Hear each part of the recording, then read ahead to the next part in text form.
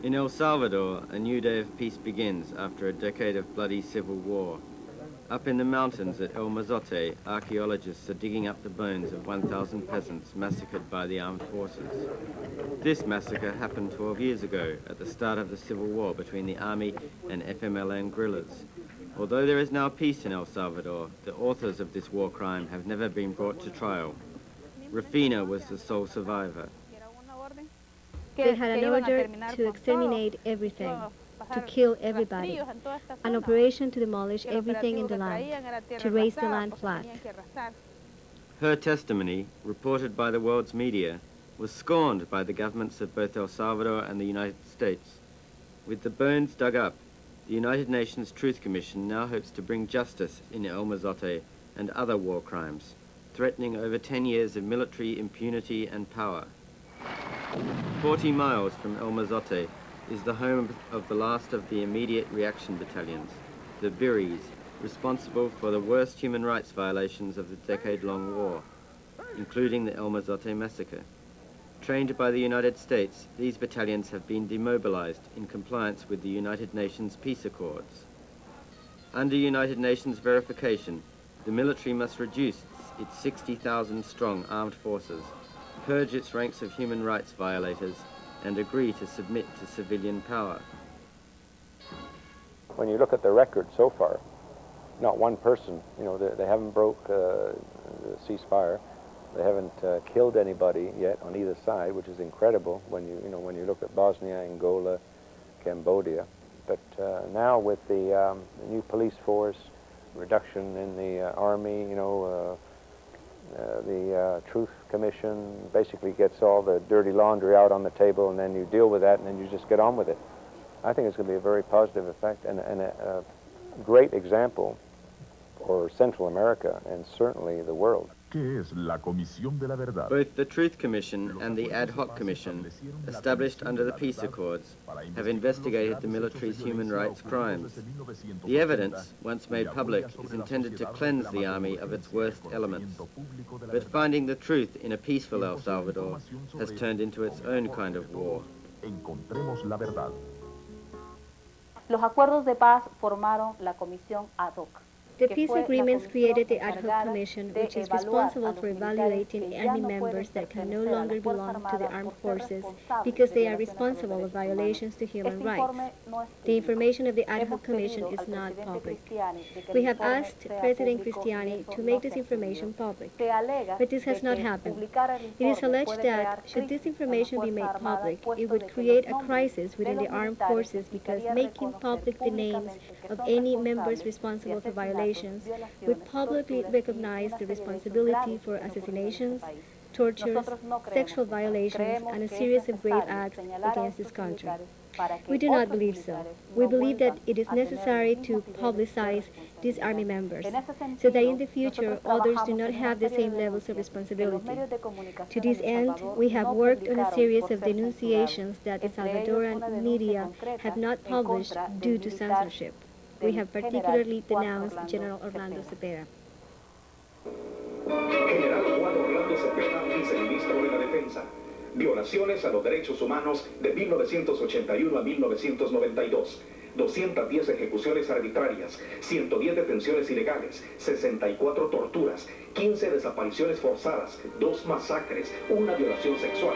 Total de víctimas, 310. No existe razón jurídica ni moral que justifique la impunidad militar. Urge hacer justicia.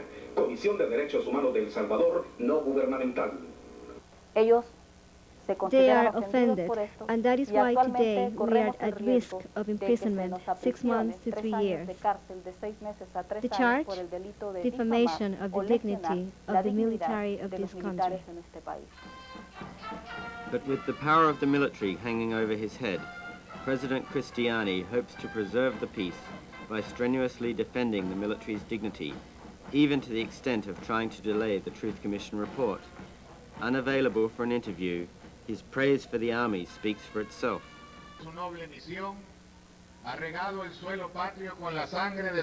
The soil of this country has been bathed by the blood of the best soldiers, fertilizing in this way the wish of the Salvadorian people to live in peace, democracy, and freedom.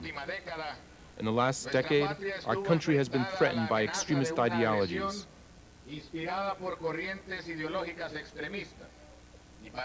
To protect the constitution of their country, the Salvadorian people have exercised their right to defense through the actions of the armed forces.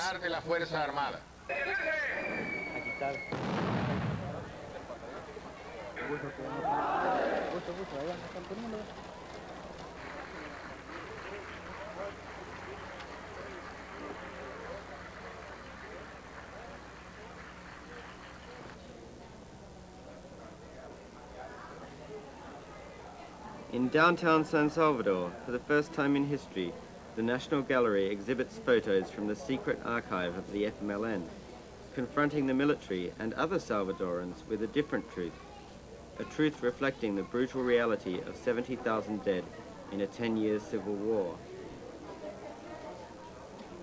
We've been talking about in the embassy for a long time now about the whole process of reconciliation. And I think the timing of this exhibition is absolutely perfect because there are some eye-opening photographs in it. And walking around tonight, I was nudging somebody and saying, gee, look, there are people from the Army here, and then there are others here from the FMLN, and I've run into people here that I haven't seen in a long time. And everybody is fascinated to see these photographs. One of the people not seen in the capital for the last 10 years is Joaquin Villalobos, pictured here broadcasting from a secret hideout of Radio Venceremos. Today, wearing a suit and tie, he is a leading political leader of the FMLN.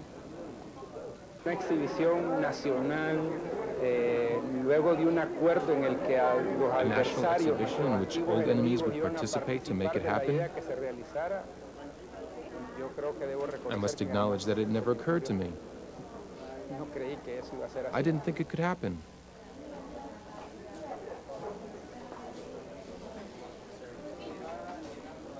El proceso de reconciliación. The process of reconciliation demands pardon, but we must know whom we are pardoning. To argue that to make public the information of the ad hoc commission or to make public the information of the Truth Commission would be dangerous because it would create serious conflict within the armed forces is to recognize that the military is still in power. They have in their hands the power to stop any sanction, any element that can brand them and that can put in danger the power they represent. We cannot allow this to happen, not even in favor of the process of reconciliation.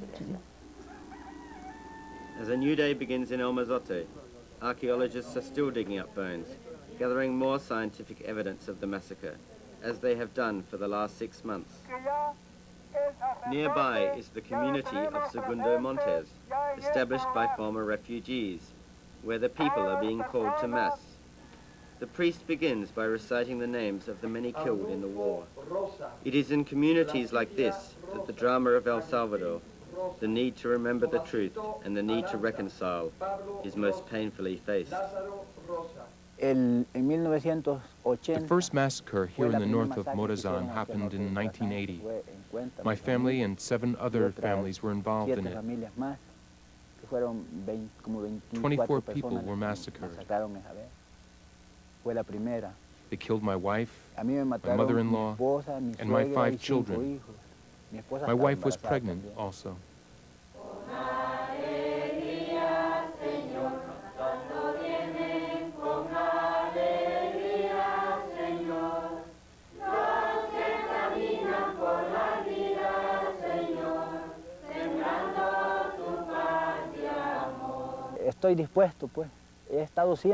I am willing, and have always been willing, to pardon.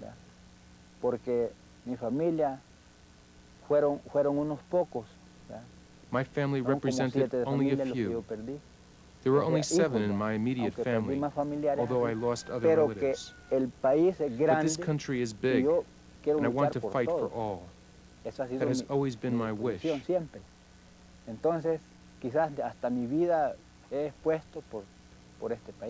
I have risked my life for this country, and that is why, I repeat, I am willing to forgive, to reconcile, because I want true peace in our country.